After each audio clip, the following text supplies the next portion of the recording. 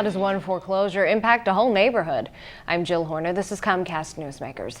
With me this hour is Pennsylvania State Representative Chris Ross. Thanks for being with us. Good to be back, Jill. When we talk about foreclosure and some of the challenges that neighbors face when a house is foreclosed on, what are you seeing throughout Pennsylvania? What are you hearing from neighbors? Well, I think there's a lot of confusion about how the foreclosure system works in Pennsylvania, and I think that's understandable. We have 5 separate laws that govern foreclosure that a different municipality might use in Pennsylvania right now. And these laws haven't been looked at in any comprehensive way for many years. Some of them are actually really from people that are more knowledgeable about this have said are really badly written, very confusing, and hard to understand. And when houses, particularly absentee landlords, are not paying their taxes, what we have in a neighborhood is a real deterioration. There tends to be a lack of investment in that property, of course, and that winds up dragging down the whole neighborhood. So when you have 5 different laws on the books related to foreclosures, who's actually in charge of the process? These laws are written at a state level, but is it up to local authorities in order to follow through on any one of these given laws? Yeah, typically it happens back at the county level that the foreclosure occurs. Regardless of where the taxing authority is, the county winds up being in charge of delinquent taxes typically, and then they wind up going through the legal process of foreclosure. In Philadelphia, though, they have so many properties that are delinquent right now that they really don't have the means to follow up on them. So what I'm hoping to do is to really streamline this process, get one single clear set of law that everybody can understand, and then go about a two-pronged approach. First, to reach out to the people that are delinquent and do everything we can and really increase the outreach to them to try and help them understand what their rights are and do all that we can to try and get them out of delinquency. The ideal is to make sure that people that own a property have a chance to get back on top of their taxes and to live there properly.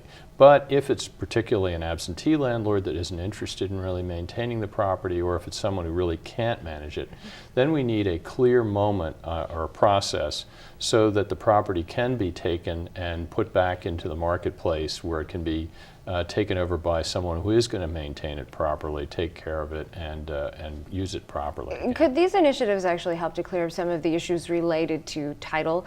Because there has been much confusion, and in certain circumstances that we've heard about, it's not actually clear who owns a property. Absolutely. That's another piece of this that I think we have to do at the same time, is to clarify title so that, again, if someone takes a property on, and they don't have clear title, they can't get a home improvement loan, and it becomes very difficult for them to invest in the property. So again, we've got to get clear title as well as part of this foreclosure process. You say there's a model in Flint, Michigan. Talk to us a little bit about that and how you think it would be applicable here in Pennsylvania.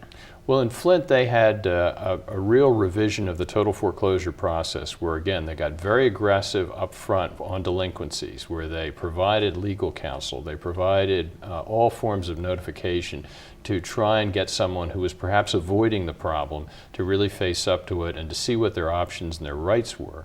And then shortened the process up a little bit, but made it more intense. And for those that couldn't really get out of delinquency, then they got a clear line at the foreclosure where liens were extinguished and where clear title was transferred to the new owner who was going to take it over and ideally, hopefully, invest in the property and clean it up and get it back in good condition. So with that kind of assistance, though, including lawyers up front, would that be an investment on the part of the state? Well, typically this is done at the municipal level. And again, remember, we've got taxing authorities that have essentially investments in these properties and need to get them back on the tax roll in a paying way rather than in a situation where it's dormant and not paying them. So if the property is taken over and it's sold at for something in excess, ideally, of what the tax owed is, then there's some cash that can be used to help remediate, tear down vacant properties, and do some of the other work that you see going on in Philadelphia right now. Thanks so much. We've been talking to Pennsylvania State Representative Chris Ross. I'm Jill Horner.